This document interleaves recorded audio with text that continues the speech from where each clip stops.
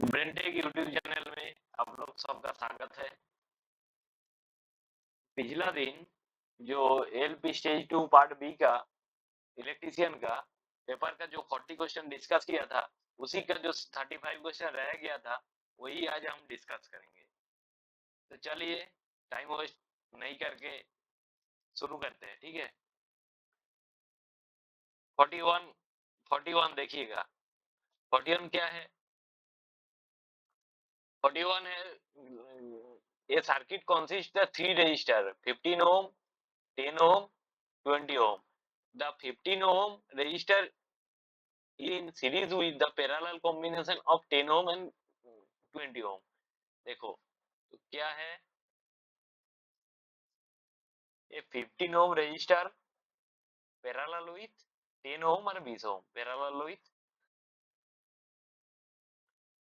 10 ohm और 20 ohm। तो ये 15 ohm resistor है, ये parallel with 10 ohm और 20 ohm, 10 ohm और 20 ohm पैरेलल में है, ठीक है। तो ये इसको कनेक्ट कर किया है 24 वोल्ट बैटरी के साथ, 24 वोल्ट बैटरी के साथ कनेक्ट किया है। तो क्या बोला जाए, what is the total current flowing through the circuit. तो मेरा ये जो सर्किट है, इसी में टोटल करंट आई का मान कितना होगा, ठीक है। तो देखिए मेरा जो 10 वोल्ट सॉरी 10 ओम और 20 ओम पैरेलल में है, तो 10 ओम 20 ओम का पैरेलल क्या होता है, R1 into R2 bye R1 plus R2। तो क्या होता है 10 इंटू 20 और 10 प्लस 20, तो क्या होगा 30। तो टोटल कितना होगा 10 प्लस 20, एक शून्य कटेगा, तो क्या होगा 20 बाई 3 ओम, ठीक है। तो ये 20 बाई 3 ओम,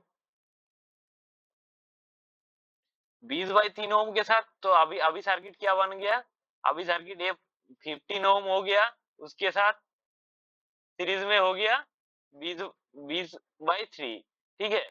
तो इसके साथ है 24 वोल्ट बैटरी, 24 वोल्ट बैटरी। तो इधर आई कितना होगा, ठीक है। तो इधर देखिएगा 15 ओम और 20/3 ओम अभी सीरीज में है, अभी सीरीज में, तो सीरीज में क्या होता है R1 प्लस R2।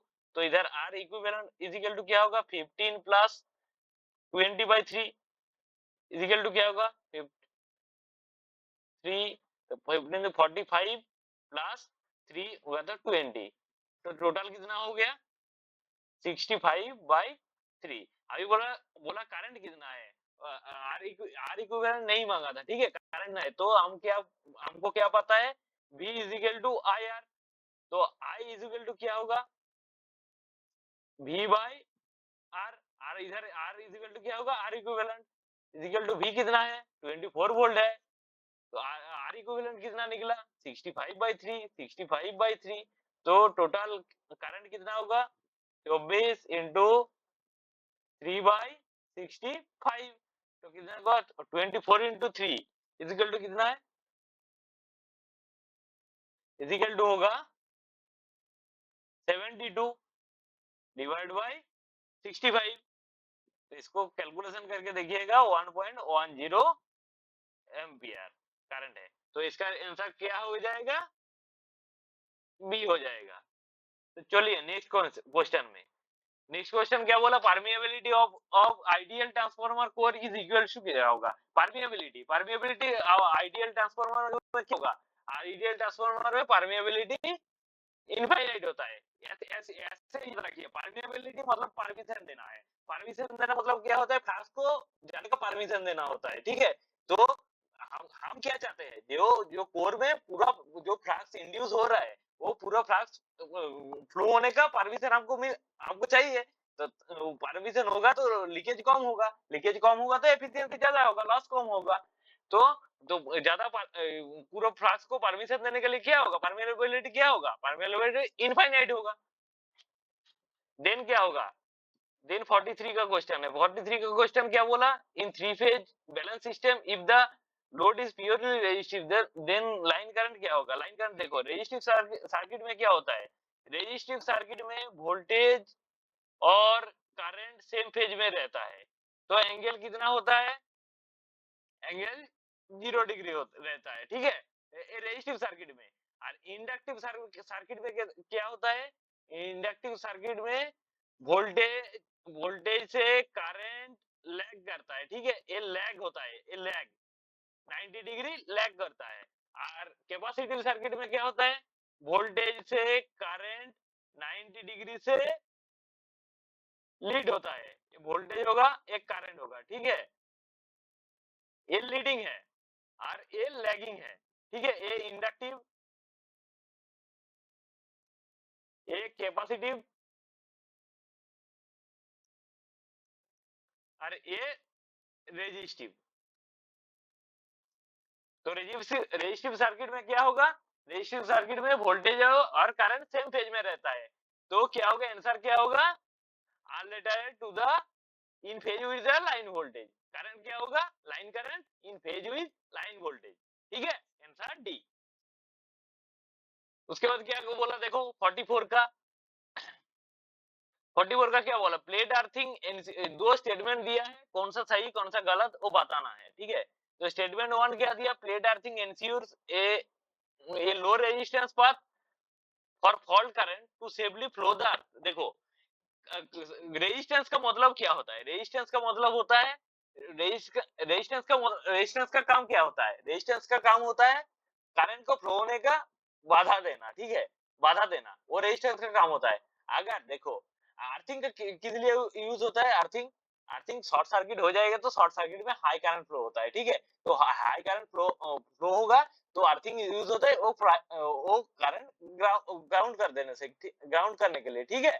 तो अर्थिंग को, तो अर्थिंग को क्या होगा, अर्थिंग को जो शॉर्ट सर्किट करंट क्या होता है, हाई करंट होता है, तो हाई करंट पास होने के लिए रेजिस्टेंस मतलब बाधा वो कम होना चाहिए, तो अर्थिंग में रेजिस्टेंस कम होना चाहिए, ठीक है, हर टाइम लो रेजिस्टेंस ही होना चाहिए, क्योंकि हाई रेजिस्टेंस हो जाएगा तो उतना करंट पास नहीं कर पाएगा, ठीक है, तब दिक्कत हो जाएगा। हम तो क्या चाहते हैं, जब फॉल्ट करंट हो जाएगा तो पूरा करंट, मेरा पूरा फॉल्ट करंट अर्थ अर्थ से पास होना चाहिए, ठीक है, इसीलिए तो हम अर्थिंग का यूज करते हैं।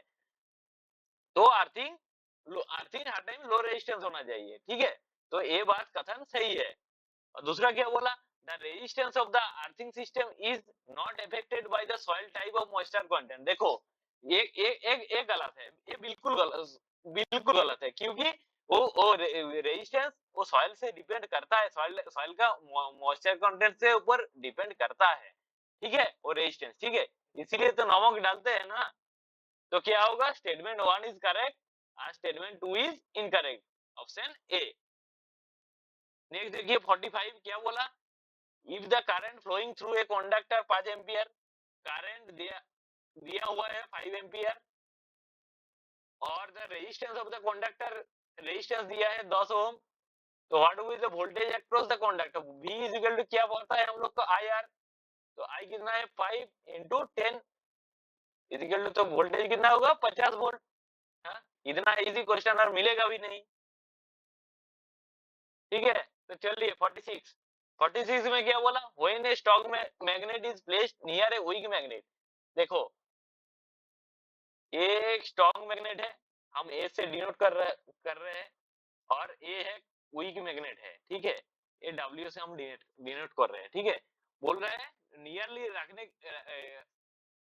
के बाद क्या होगा, क्या होगा, तो क्या होगा, ये जो स्ट्रांग मैग्नेट है ना, जो उसमें जो मैग्नेटिज्म होगा ना, वो वीक मैग्नेट को, वो स्ट्रांग मैग्नेट में जो ये होगा ना, जो स्ट्रांग मैग्नेट में जो मैग्नेटिज्म रहेगा वो क्या होगा, वीक मैग्नेट से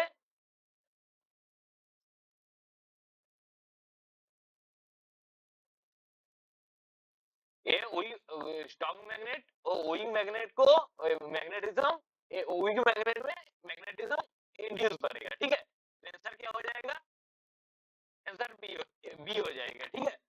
ये जो स्ट्रांग मैग्नेट जो है ना, ये वीक मैग्नेट में मैग्नेटिज्म इंड्यूस करेगा, तो 2 नंबर का ऑप्शन हो जाएगा, ठीक है। 47 देखिएगा, what is the effect of increasing the field current of the DC shunt motor. देखिए डीसी शंट मोटर ये एक डीसी शंट मोटर है, ठीक है, यहाँ से सप्लाई दे रहा है, डीसी शंट मोटर है। तो बोल रहे हैं जो effect of the increase in the field current, इधर फील्ड करंट होता है, आईएसएच से हम डिनोट कर रहे हैं, ठीक है, ये आरएसएच है, फील्ड रेजिस्टेंस और शंट रेजिस्टेंस भी बोलते हैं।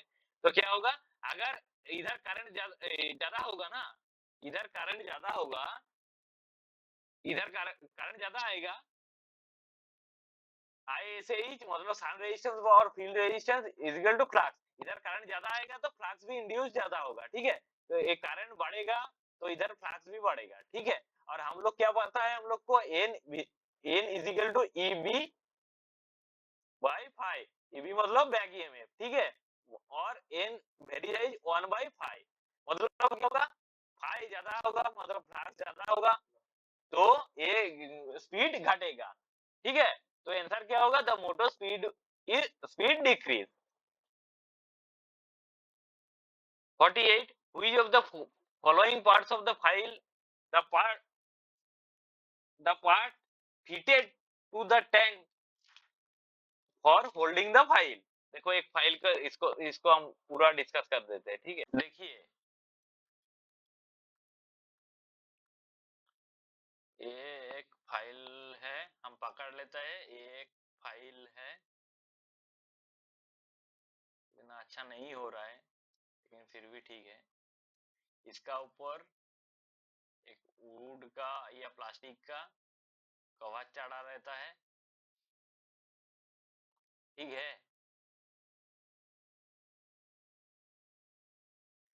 ये इसी ए पॉइंट को बोलता है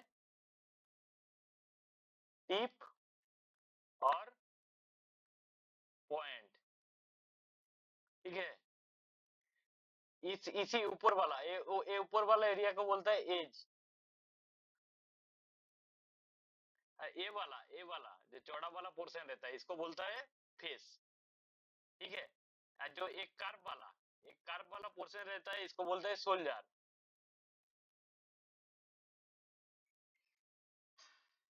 सोल्जर, ठीक है। और ये जो गैप वाला पोर्शन रहता है इसको बोलता है हिल। और जो एक वुड का अंदर घुसा रहता है इसको बोलता है टैंक। और जो ये वुड वाला पोर्शन रहता है इसको बोलता है हैंडल, वुड का प्लास्टिक।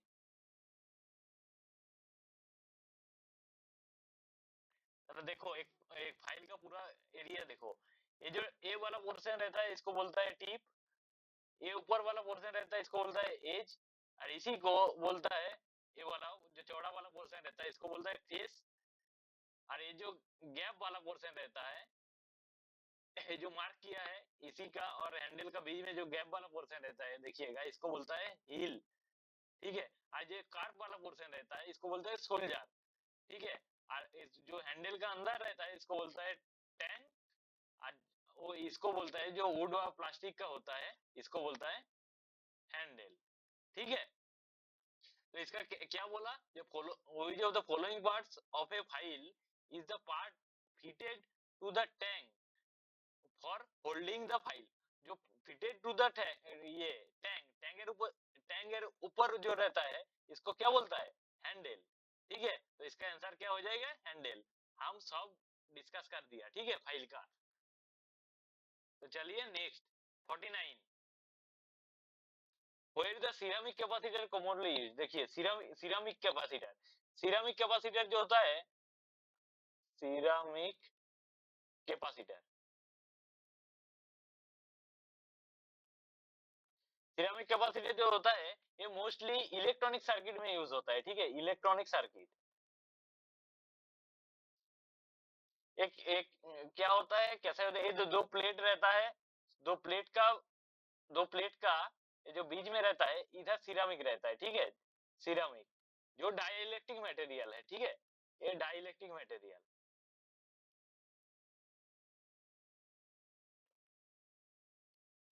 ये डाइइलेक्ट्रिक मटेरियल है, ठीक है।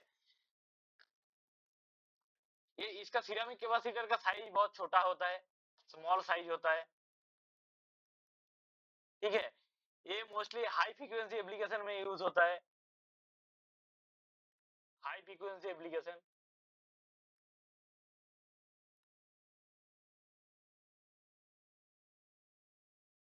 हाई फ्रीक्वेंसी एप्लीकेशन में सिरेमिक कैपेसिटर यूज होता है। ठीक है, कैपेसिटर देखिए, कैपेसिटर, कैपेसिटर का, सिरेमिक कैपेसिटर, एक कैपेसिटर का काम क्या होता है? Storing electric, storing electric charge,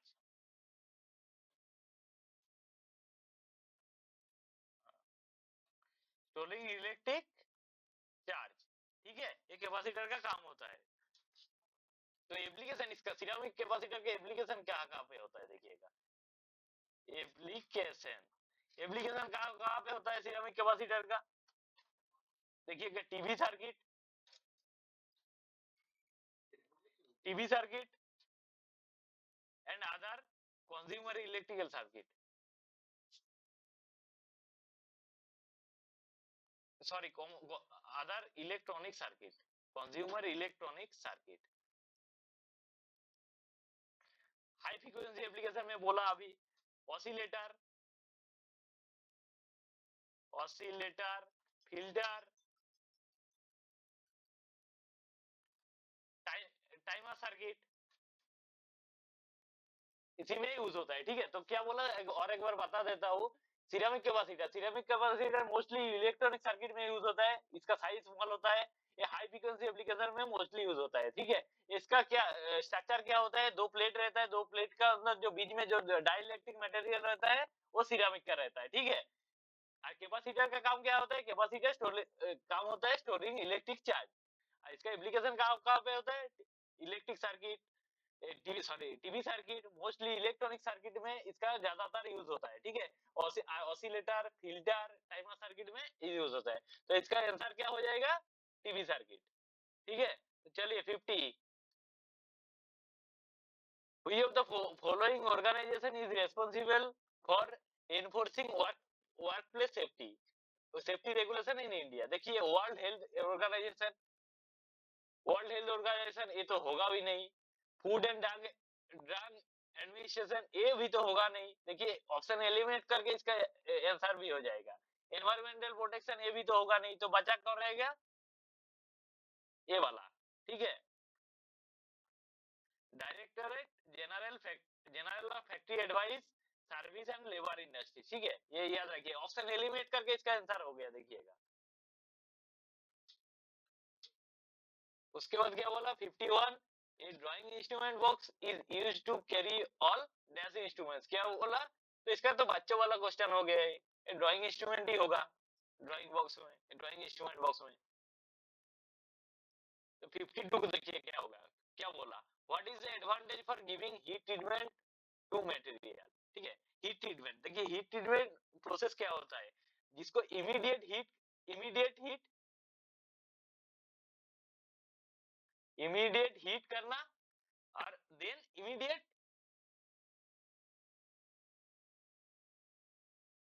immediate cool भी करना है।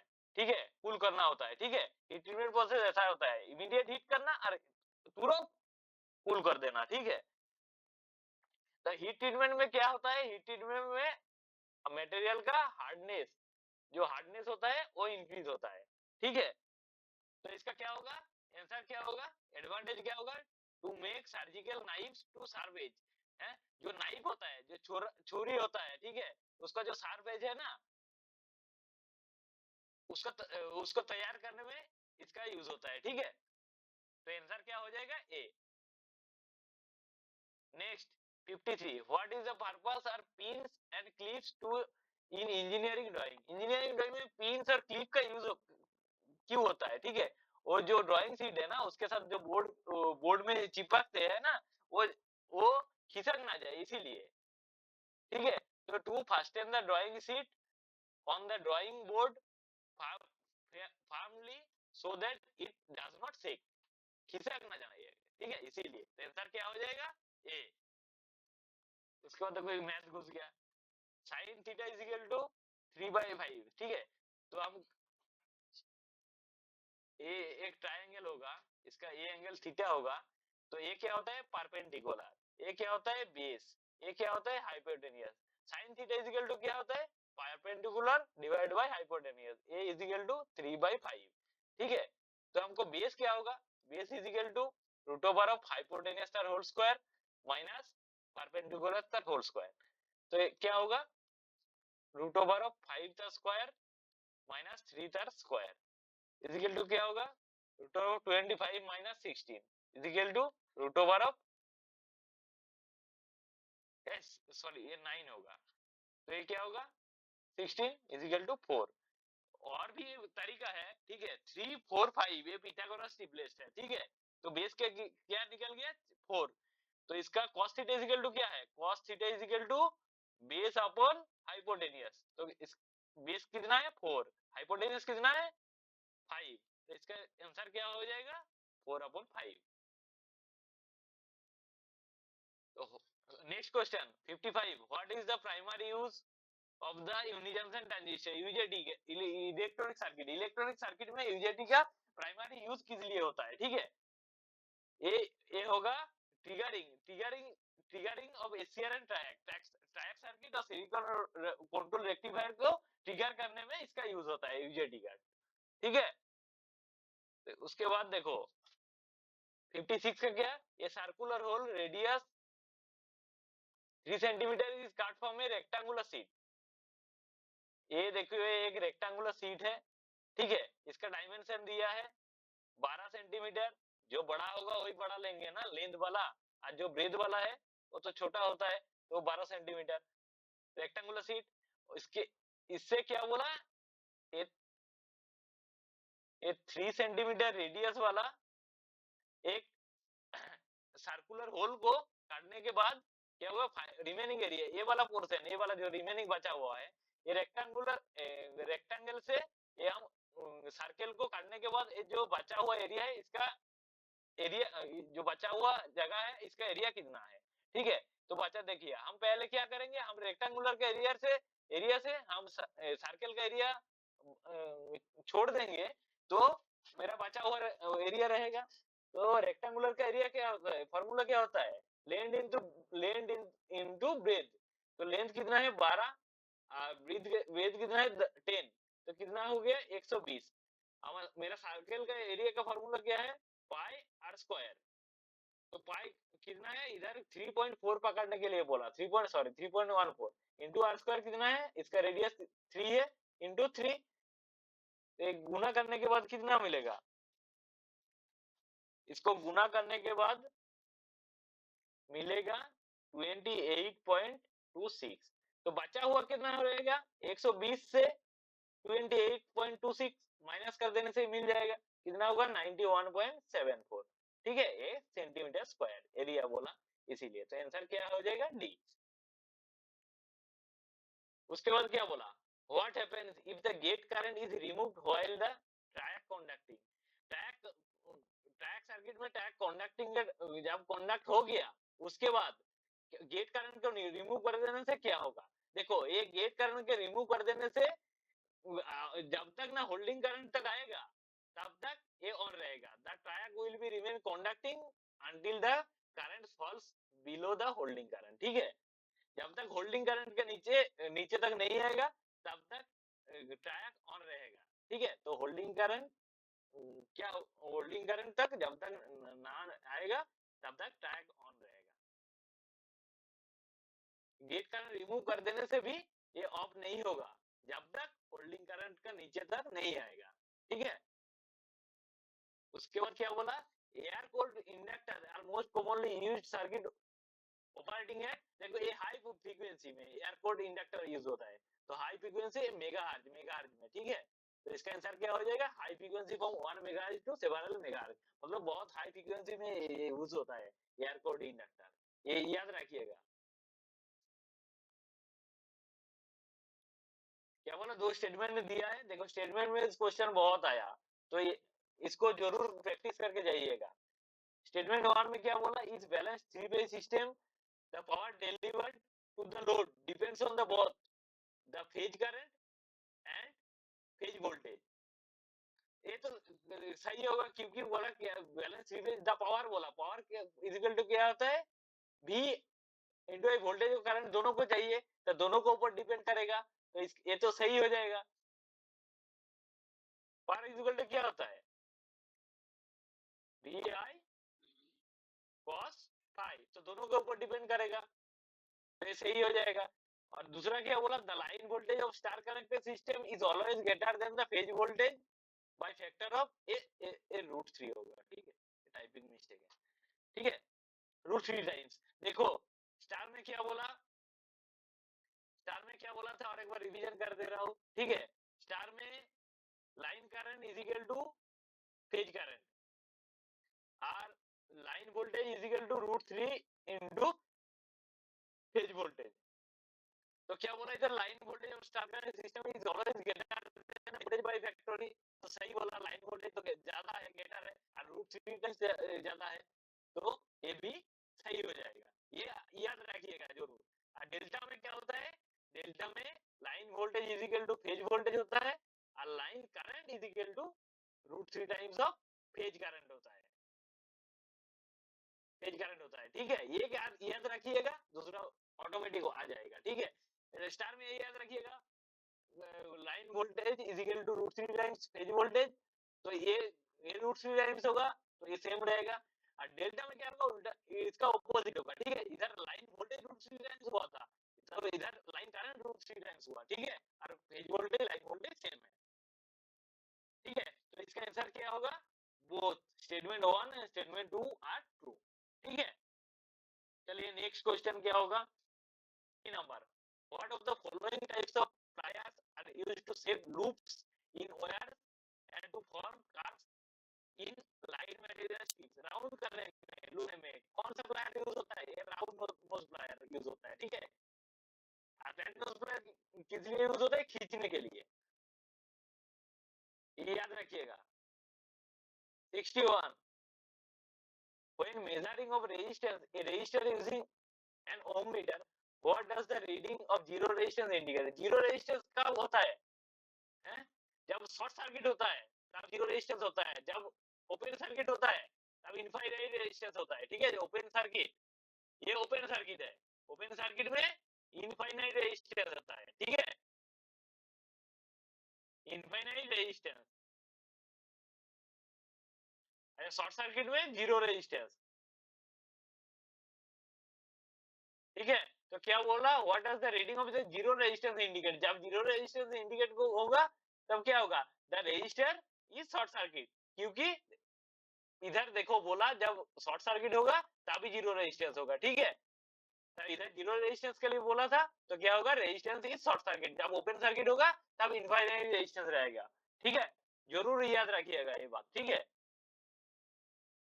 क्या होगा साम बोला देखो इसको साम बोला ये तो सबको याद होगा ये बच्चों वाला क्वेश्चन है क्या होगा इसका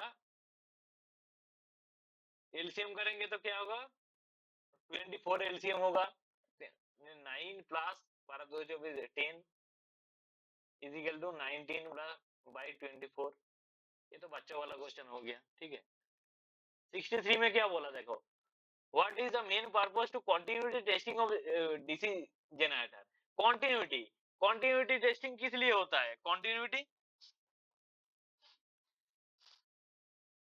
कंटिन्यूटी देखो एक ओआर इधर कंटिन्यूटी मल्टीमीटर के दो प्रोब कंटिन्यूटी में लगा के इधर और इधर पकड़ेंगे हैं जो ये तार सही रहेगा मतलब कोई बीच में कटा नहीं रहेगा कट नहीं रहेगा तो कंटिन्यूटी आएगा मतलब बीप बजेगा ठीक है मल्टीमीटर में और इधर बीच में कटा रहेगा तो ये बीप नहीं बजेगा तो क्या होगा तो इसका इसका आंसर क्या होगा तो टू जो वाइंडिंग रहता है टू डिटेक्ट ओपन और ब्रोकन वाइंडिंग इधर ब्रोकन रहेगा तो बीप नहीं आएगा वाइंडिंग वाइंडिंग का मतलब क्या होता है कंडक्टर ही तो होता है ना तो ये कंडक्टर के लिए बोल रहा हूँ जब ओपन रहेगा मतलब तार वायर को क्या बोला जब कट रहेगा तब इधर से इधर पकड़ेंगे दो प्रोब को मल्टीमीटर का इधर कोई क्वांटिटी नहीं बताएगा जब ये सही रहेगा ठीक है तो इधर से इधर क्वांटिटी बताएगा मतलब बीप बीप बाजेगा ठीक है तो इसका आंसर क्या हो जाएगा टू डिटेक्ट ओपन और ब्रोकन वाइंडिंग ठीक है ब्रोकन वाइंडिंग हो जब रहेगा तब नहीं बजेगा बीप जब मतलब कंटिन्यूटी नहीं आएगा, जब ब्रोकन नहीं रहेगा, सही रहेगा, तब कंटिन्यूटी आएगा। इसके बाद देखो 64, which of the following statement is not true, not not true बोला। देखो ठीक है, ये जरूर पढ़िएगा ठीक ध्यान से, नहीं तो देखिएगा नॉट टू बोला, इधर टू का आंसर मार के आ गया, और टू वाला आंसर ए में आएगा, ए मार के निकाल जाओगे जल्दी के चक्कर में। ठीक है, तो जरूर देखिएगा इधर क्या बोला, टू बोला, नॉट टू बोला, करेक्ट बोला, इनकरेक्ट बोला, ये जरूर ध्यान से देखिएगा। Which of the following statement not true, electrical system is not properly earthed. Electrical system को प्रॉपर्ली अर्थेड नहीं करने से कौन सा नहीं सही है? ठीक है, देखिए it may lead the damage of the electrical equipment, ये तो सही है। ठीक है, अगर प्रॉपर्ली अर्थ नहीं करोगे तो वो डैमेज कर देगा। ठीक है, और it can increase the risk of electrical shock, ये भी सही है। ठीक है, इलेक्ट्रिकल शॉक को रिस्क, इलेक्ट्रिकल शॉक होने का चांसेस को इंक्रीज करेगा, बढ़ाएगा, ये भी सही है। It provides voltage constant voltage supply regardless to perturbation in the load side। और क्या बोला, it may cause the electrical current to flow the uncontrolled.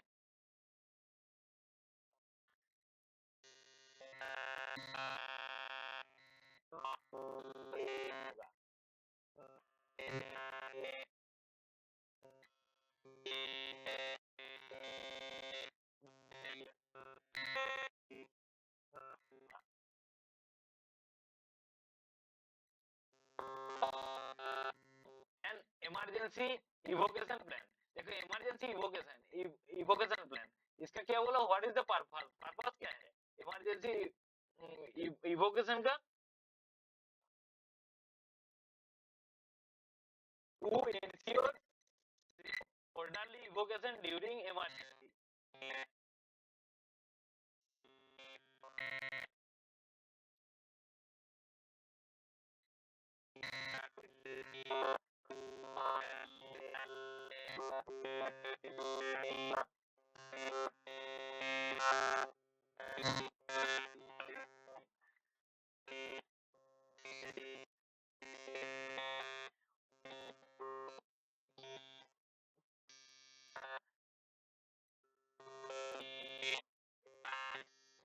ठीक है, की सेफ्टी क्या है? ensure the earthing system is properly inspected and tested for safety compliance, use flexible conductor to the earthing connection, ये तो नहीं होगा। की सेफ्टी मेजर,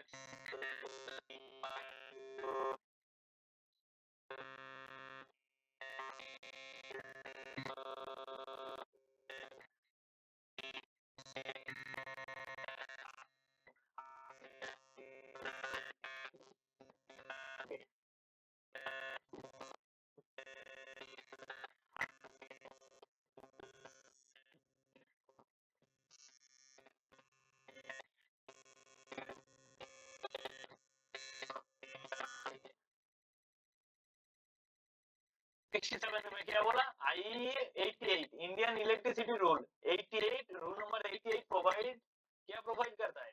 ये देखो ये याद रखना चाहिए।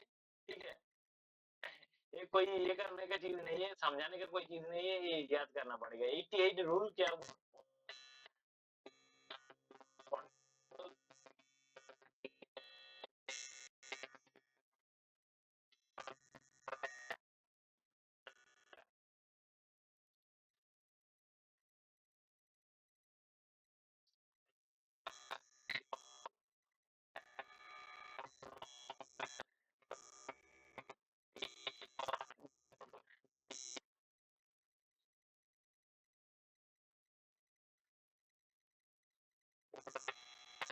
क्यों नॉट सुटेबल? ठीक है, डीसी मोटर के लिए देखो आर्मेचर कंट्रोल होगा, तो इधर हीट जनरेट होगा। ठीक है, आर्मेचर कंट्रोल में हीट जनरेट होगा आर्मेचर कंट्रोल में। ठीक है, इधर आर्मेचर रेजिस्टेंस रहता है, हीट लॉस होगा, तो हीट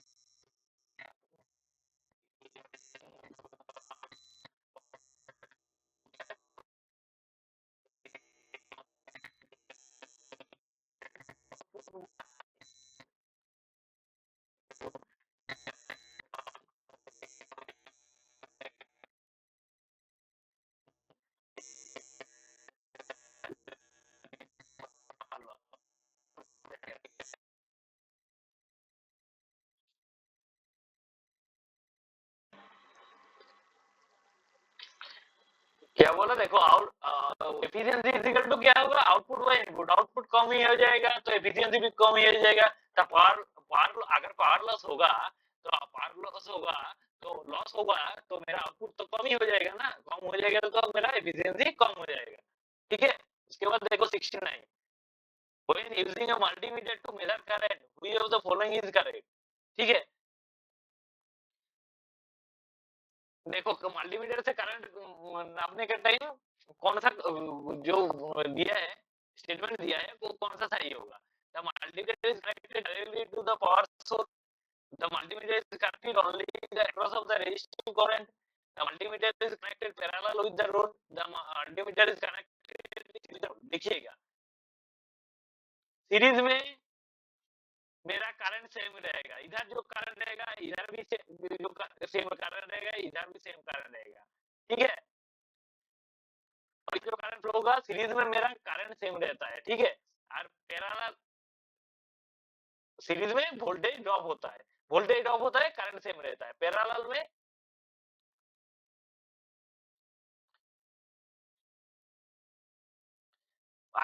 में मेरा इधर जो आई करंट फ्लो होगा तो इधर I1 होगा, इधर I2 होगा, इधर I3 होगा। ठीक है, तो I1 plus I is equal to क्या होगा, I1 plus I2 plus I3।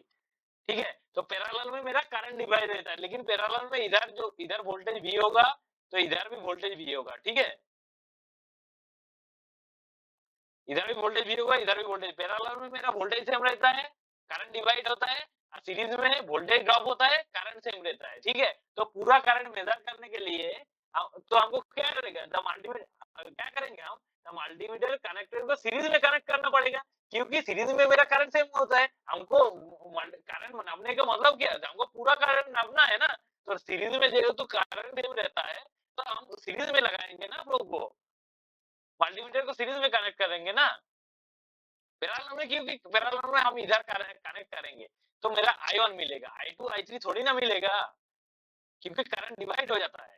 तो ये याद रखिएगा, सीरीज में वोल्टेज ड्रॉप होता है, करंट सेम रहता है, पैरेलल में करंट डिवाइड होता है, वोल्टेज सेम रहता है। ठीक है, तो हमको पूरा करंट नापने के लिए हम क्या करेंगे, मल्टीमीटर को सीरीज में कनेक्ट करेंगे।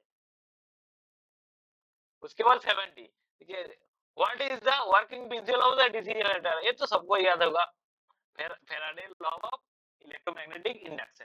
देखिएगा, और ये दो बात क्लियर कर देता हूँ, डीसी जनरेटर और डीसी जनरेटर डायरेक्शन के लिए क्या यूज होता है, DC generator Fleming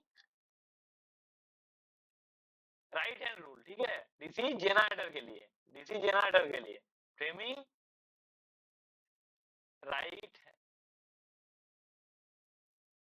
right hand rule, और DC motor Fleming it is left hand rule, left hand rule. ठीक है, एक बार डायरेक्शन का बाद हम बोल देते हैं, डायरेक्शन फोर फिंगर फ्लैग का डायरेक्शन दिखाता है,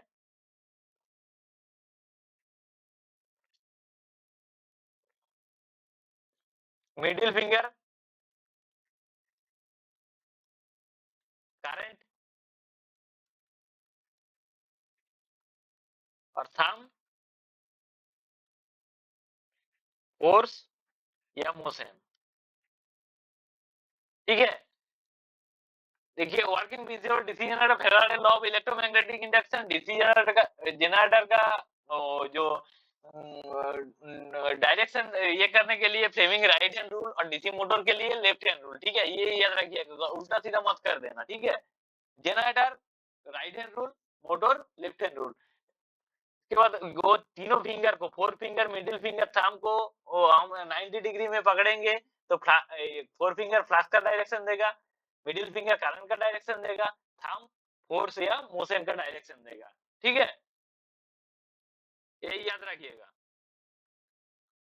उसके बाद देखिएगा क्या बोला, in balance star connected system the neutral point क्या होगा, अगर बैलेंस स्टार कनेक्ट होगा, ये जो न्यूट्रल पॉइंट है ना, इसका पोटेंशियल जीरो पोटेंशियल होगा, ऑलवेज जीरो पोटेंशियल होगा अगर बैलेंस सिस्टम होगा।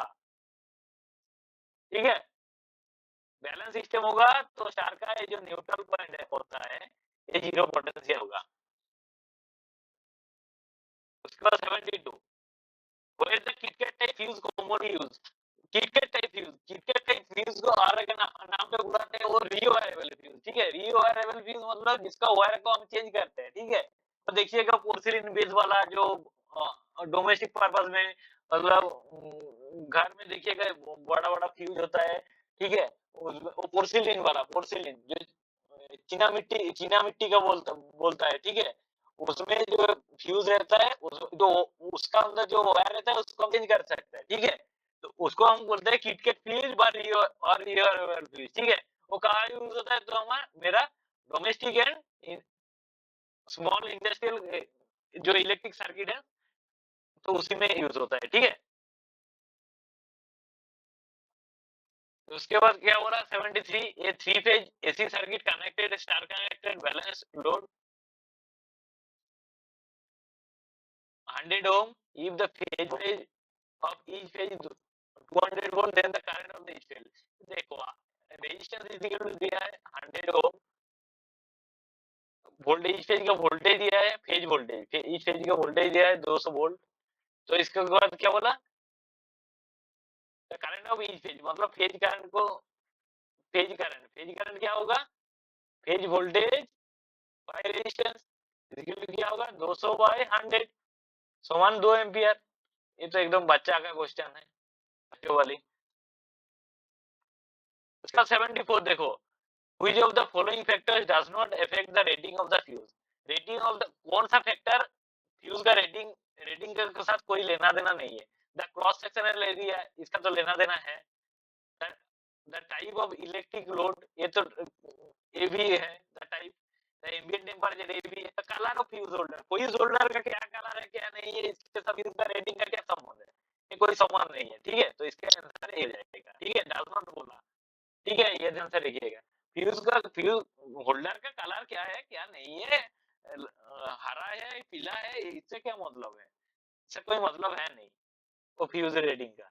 ठीक है, लास्ट आज का लास्ट क्वेश्चन है, the unit of specific gravities. देखो specific gravity is equal to क्या है, डेंसिटी ऑफ ऑब्जेक्ट